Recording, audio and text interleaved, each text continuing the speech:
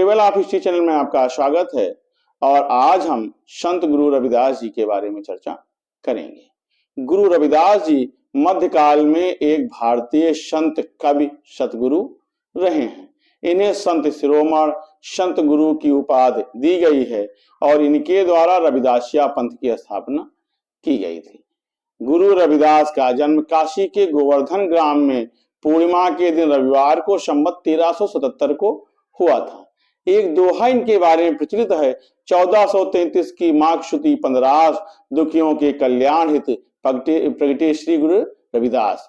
इनके पिता संतोष दास, माता का नाम कलसा देवी और पत्नी का नाम लोना देवी बताया जाता है। इनके एक पुत्र था जिसका नाम विजय दास था।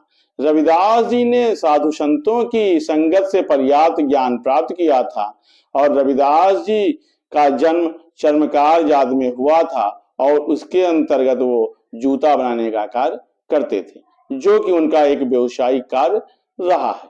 अपना काम पूरी लगन और परिश्रम से वो करते थे और समय से काम को पूरा करने पर वो विशेष ध्यान देते थे। बचपन में संत रविदास अपने गुरु पंडित शारदानंद के पाठशाला जाते हैं और वहां पर उनके पढ़ने पर कुछ लोगों को आपत्ति होती है, लेकिन पंडित शारदानंद उन्हें अपने पाठशाला में प्रवेश देते हैं और उन्हें अपनी शिक्षा से दीक्षित करते हैं। गुरु उनके ज्ञान और व्यवहार से काफी प्रभावित होते हैं और उनका ये विचार होता है कि एक दिन रविदास आध्यात्मिक रूप से प्रसिद्ध और महान समाज सुधारक बनेंगे। कहा जाता है कि गुरु रविदास का वहीं पर शारदानंद के पुत्र से मित्रता हो जाती है और दोनों एक दूसरे के साथ खेल खेलते हैं। एक दिन दोनों लुका छिपी का खेल खेल रहे होते हैं। पहली बार में रविदास जी जीतते हैं और दूसरी बार में उनका मित्र जीतता है। अगली बारी रविदास जी की होती है, लेकिन अंधेरा हो जाने के कारण खेल पूरा नहीं हो पाता है और दोनों लोग अगले दिन खेल खेलने का वादा करके अपने अपने घर चले जाते हैं। अगली सुबह रविदास जी आते हैं, लेकिन उनका मित्र नहीं आता है। जो लंबे समय के इंतजार के बाद जब मित्र नहीं आता है तो रविदास जी उसके घर पहुंचते हैं और वहां पर जाते हैं तो देखते हैं कि उसके माता पिता और पड़ोसी रो रहे हैं। ये जान करके कि उनके मित्र की मृत्यु हो गई है, गुरु रविदास जी शव के पास जाते हैं और वो कहते हैं कि उठो, ये सोने का समय नहीं है दोस्त, ये तो लुका छिपी खेलने का समय है। कि रविदास जी के शब्द को सुन करके वो मित्र खड़ा हो जाता है। लोग आश्चर्यचकित रह जाते हैं। तो रविदास जी बचपन से ही ईश्वरीय शक्तियों से समृद्धशाली रहे हैं। प्रारंभ में रविदास जी के व्यवहार में आने वाले लोग शुरू से ही उनसे प्रसन्न हो जाते थे। रविदास जी दयालु और मृदु व्यवहार के व्यक्ति रहे हैं और उनका स्वभाव ही संत जैसा रहता था। संतों की सहायता करने में उन्हें विशेष आनंद मिलता था। प्रायः वो संतों को बिना मूल्य के ही जूता भेंट कर देते थे। उनके इस स्वभाव से परिवार वाले काफी नाराज होते थे और परिवार वाले इतना प्रसन्न हो गए कि उन्होंने रविदास जी को और उनकी पत्नी को घर से बाहर निकाल दिया। लेकिन रविदास जी पड़ोस में ही एक झोपड़ी बनाकर रहते थे और वहीं पर अपने व्यवसाय के साथ ईश्वर भजन और साधु संतों की संगत करते थे। उनके जीवन के बारे में कई घटनाएं हैं। एक बार की बात है कि पर्व में पड़ोस के लोग गंगा में स्नान करने जा रहे थे। उनके शिष्यों ने भी उनसे कहा कि गुरुजी चलिए गंगा में स्नान करते हैं। तब वो कहते हैं कि गंगा में स्नान करने तो मैं अवश्य चलता, लेकिन वहां जाने पर मेरा मन यहाँ लगा रहेगा और मुझे कोई पुण्य प्राप्त नहीं होगा। मन जो काम करने में लगे वही काम करना चाहिए और यदि हमारा मन चंगा है तो हमारे इसी कठौती में गंगा है। कहते हैं कि उनके इसी कहावत को बाद में समाज में एक कहावत, एक मुहावरा बनाया गया कि मन चंगा तो कठौती में गंगा। रविदास जी ऊंच नीच की भावना और ईश्वर भक्ति के नाम पर किए जाने वाले विवादों को सारहीन मानते थे और सबको परस्पर मिलजुल कर और प्रेम पूर्वक रहने का उपदेश देते थे। वे स्वयं मधुर और भक्तिपूर्ण भजनों की रचना करते थे और उन्हें भाव विभोर होकर के लोगों को सुनाते थे। उनका विश्वास था कि राम, कृष्ण, करीम, राघव ये सभी एक ही परमेश्वर के विविध नाम हैं। वेद, कुरान, पुराण आदि ग्रंथों में एक ही परमात्मा का या एक ही परमेश्वर का गुणगान किया गया है। कृष्ण करीम राम हरे, राघव जब लग एक न पेखा, वेद कतेब पुराण कुरानन, सहज एक नहीं देखा। चारों वेद की करें खंडौती, जन रैदास करें दंडौती। उनका विश्वास था कि ईश्वर की भक्ति के लिए सदाचार, परहित भावना, सद्व्यवहार का पालन करना आवश्यक है। अभिमान त्याग कर दूसरों के साथ व्यवहार करने से विनम्रता और शिष्टता के गुण विकसित करने पर उन्होंने विशेष बल दिया था। अपने एक भजन में उन्होंने कहा है, कह रैदास तेरी भगत, दूर है बड़े भाग सो पावे, तज अभिमान मेटी आपा पर, पिपलिक है चुन खावे। उनके विचारों का आशय था कि ईश्वर की भक्ति बड़े भाग्य से प्राप्त होती है। अभिमान शून्य रहकर काम करने वाला व्यक्ति जीवन में सफल होता है। जैसे विशालकाय हाथी शक्कर के कणों को चुनने में असमर्थ होता है, लेकिन लघु शरीर की चींटी उन कणों को सरलतापूर्वक चुन लेती है। इसी अभिमान और बड़प्पन के भाव को अगर त्याग कर हम विनम्रता पूर्वक आचरण करेंगे तो मनुष्य ईश्वर का भक्त हो सकता है। रैदास जी की वाणी भक्ति की सच्ची भावना, समाज के व्यापक हित की कामना और मानव प्रेम से ओतप्रोत रही है। इसीलिए उनके श्रोताओं के मन पर उनका विशेष प्रभाव पड़ता था। उनके भजनों और उपदेशों से लोगों को ऐसी शिक्षाएं मिलती थी। गुरु रविदास जी ने धर्म के नाम पर प्रचलित अंधविश्वास, आडंबर, कर्म कांडों को निरर्थक माना है। इनकी भक्ति साधना में भावुकता, विनम्रता, प्रेम की प्रधानता रही है। आचरण की पवित्रता पर गुरु रविदास जी ने विशेष बल दिया है। गुरु रविदास जी सत्संग और गुरु महिमा के प्रबल समर्थक माने जाते हैं। उनका मानना था कि सत्संग के बिना भगवान के प्रति प्रेम नहीं हो सकता और भागवत बिना प्रेम के बिना मुक्ति नहीं हो सकती। रविदास जी उस निर्गुण ब्रह्म के उपासक थे जो गरीब, नवाज और पतित पावन होता था। भक्तों के उद्गार के लिए वो निर्गुण ब्रह्म साकार रूप धारण करता है। संत रविदास जी काम, क्रोध, लोभ, मोह और अहम को त्याज मानते थे। उनके दर्शन के अनुसार जीव परमात्मा का अंश है। जीव के अंतःकरण में प्राण स्वरूप परमात्मा का निवास है, किंतु अज्ञानता के कारण जीव कस्तूरी को न पहचानने वाले मृग की भांति संसार में इधर से उधर भटकता रहता है।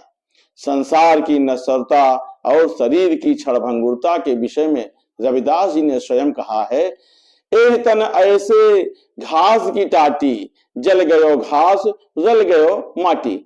उनका कहना है कि शरीर तो भौतिक वस्तु है, इसे तो नष्ट होना ही है। हमें इस पर अभिमान ना करके शरीर के माध्यम से अपने अंतःकरण को शुद्ध करना चाहिए। सदन, सेवा, सत्य, प्रेम, ध्यान, प्रणत, विलय, ये जो है अष्टांग साधना के अंग हैं। यही संत रविदास जी की साधना है जिसमें प्रेम को ऊंचा स्थान दिया गया है। संत रविदास समानता और भाईचारे पर आधारित विश्व की कल्पना करते थे और इनका सहज भक्ति मार्ग आज भी निर्धन, गरीबों, दलितों और संपूर्ण मानव समाज के मार्ग का पथ प्रदर्शन कर रहा है। संत रविदास के गुरु संत रामानंद जी रहे हैं और संत रामानंद वैष्णव भक्त शाखा के महान संत रहे हैं। संत कबीर, संत पीपा और संत पन्ना, संत रविदास ऐसे गुरु के शिष्य रहे हैं। कहा जाता है कि स्वयं कबीर दास जी ने रविदास जी को कहा था, संतन में रविदास। तो उनका ये कहना था कि संतों में सर्वश्रेष्ठ रविदास जी हैं। कबीर दास जी रविदास जी के समकालीन और गुरु भाई भी कहलाते हैं। संत रविदास ने अपने दोहे और पदों के माध्यम से समाज में जातिगत भेदभावना को दूर कर सामाजिक एकता पर बल दिया था और मानवतावादी मूल्यों की नींव संत रविदास जी ने ही रखी थी। इतना ही नहीं, हम देखें तो समाज की वो ऐसी कल्पना करते थे जिसमें किसी प्रकार का लोभ, लालच, दुख, दरिद्रता और भेदभाव ना हो। संत रविदास जी सीधे साधे थे और वो अत्यंत ही संत स्वभाव के व्यक्ति रहे हैं। संत रविदास जी ने लिखा है, रैदास जन्म के कारणे होतन को नीच नर, नर की नीच के हार हैं ओछे कर्म की नीच। यानी कोई भी व्यक्ति अपने कर्मों से ही नीच होता है। जो व्यक्ति गलत है, जो नीच है, कोई भी व्यक्ति जो जन्म के हिसाब से ऊंच नीच समझता है, वो मनुष्य नहीं है। कहा जाता है कि राजस्थान की कृष्ण भक्त की कवयित्री और महारानी मीराबाई रविदास जी की शिष्य रही हैं। मीरा जी ने गुरु के बारे में एक पद लिखा है और उसी से उनके गुरु के बारे में पता चलता है। उन्होंने लिखा है, गुरु मिलिया संत गुरु रविदास जी, दीन्ही ज्ञान की गूट की, मीरा सत गुरुदेव की, करहि बंदा आस, जिन चेतन आत्म कहा, धन भगवान रैदास। तो रैदास जी की शिष्य मीराबाई भी रही हैं। संत रविदास जी को अनेक नामों से जाना जाता है। पंजाब में रविदास, उत्तर प्रदेश, राजस्थान और मध्य प्रदेश में रैदास, गुजरात और महाराष्ट्र में रोहिदास, बंगाल में रुद्रदास, पुरानी पांडुलिपियों में उन्हें रायादास, रेदास, रेमदास और रौदास कहा गया है। ये भी कहा जाता है कि माघ मास की पूर्णिमा को जब उनका जन्म हुआ तो उस दिन रविवार था और इसी कारण उन्हें रविदास कहा जाता है। संत रविदास का जन्म ऐसे समय में हुआ था जब उत्तर भारत के कुछ क्षेत्रों में मुगलों का शासन था। चारों ओर अत्याचार, गरीबी, भ्रष्टाचार और अशिक्षा का बोलबाला था। उसी समय मुस्लिम शासकों द्वारा यह प्रयास किया जा रहा था कि अधिकांश हिंदुओं को मुस्लिम बनाया जाए। संत रविदास की ख्यात उस समय बढ़ रही थी और इसके चलते उनके कई लाख भक्त हो चुके थे और इस शाखा में सभी वर्गों के लोग शामिल थे। ये सब देख करके एक प्रसिद्ध मुस्लिम सदना पीर उनको मुसलमान बनाने के लिए आता है। उसका सोचना था कि यदि रविदास जी मुसलमान बन जाएंगे तो उनके लाखों भक्त भी मुस्लिम हो जाएंगे और ऐसा सोचकर वो उन पर हर प्रकार का दबाव बनाता है। लेकिन रविदास जी तो रविदास जी थे, रविदास जी संत थे, वो किसी भी दबाव में नहीं आए क्योंकि उन्हें हिंदू और मुस्लिम से कोई मतलब ही नहीं था। उन्हें मतलब था तो मानवता से, और मानवता से मतलब होने पर उन्होंने अपनी एक अलग ही शाखा बना रखी थी। संत रविदास ने अपनी कविताओं के लिए जनसाधारण की ब्रज भाषा का प्रयोग किया है। इसके साथ अवधी, राजस्थानी, खड़ी बोली, रेखता, रेखता माने होता है उर्दू फारसी का मिश्रित शब्द, इन शब्दों का भी प्रयोग उन्होंने अपने पदों में किया है। रविदास जी के लगभग 40 पद सिख धर्म के पवित्र ग्रंथ गुरु ग्रंथ साहिब में शामिल किए गए हैं। सिख धर्म ग्रंथ में उनके पद, भक्ति गीत और दूसरे लेखन आदि शामिल किए गए हैं। गुरु ग्रंथ साहिब जो कि 5वें सिख गुरु गुरु अर्जुन देव द्वारा संकलित की गई है, सामान्यतः रविदास जी के उसमें दोहों को या उनके पदों को शामिल किया गया है। रविदास जी के अध्यापन के अनुयायियों को रविदासिया कहते हैं और रविदासिया के समूह को रविदासिया पंथ कहा जाता है।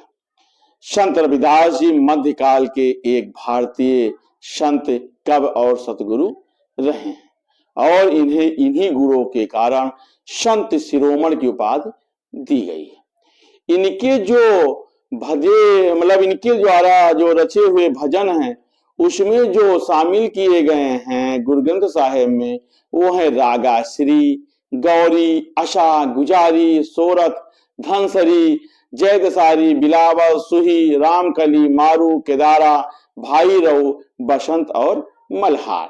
संत रविदास जी के नाम पर बनारस में एक भव्य रविदास मंदिर बना है। संत रविदास जी के गुरु काशी के पंडित अगर रामानंद जी थे तो उनकी शिष्या मीराबाई के साथ चित्तौड़ की रानी झाली और अन्य लोग भी रहे हैं। वर्ण, जात और क्षेत्र की सीमा को तोड़ती ऐसी गुरु शिष्य परंपरा मानवता की ही मिसाल हो सकती है। देश भर में संत रविदास जी के अनुयायी हैं और आज भी उनके अनुयायियों की संख्या अत्यधिक है। चित्तौड़ में रविदास जी की छतरी, मांडोग में रविदास कुंड और कुटी होने के साथ राजस्थान में उनके अनुयायियों की एक भारी संख्या शामिल है। गुरु ग्रंथ साहिब में उनके दोहे शामिल हैं, तो आप ये समझ सकते हैं कि एक धर्म ग्रंथ में भी उनके पदों का समावेश किया गया है। गुरु रविदास जी की मृत्यु प्राकृतिक रूप से 120 से 126 वर्ष के आसपास हुई थी और इनका निधन वाराणसी में हुआ था।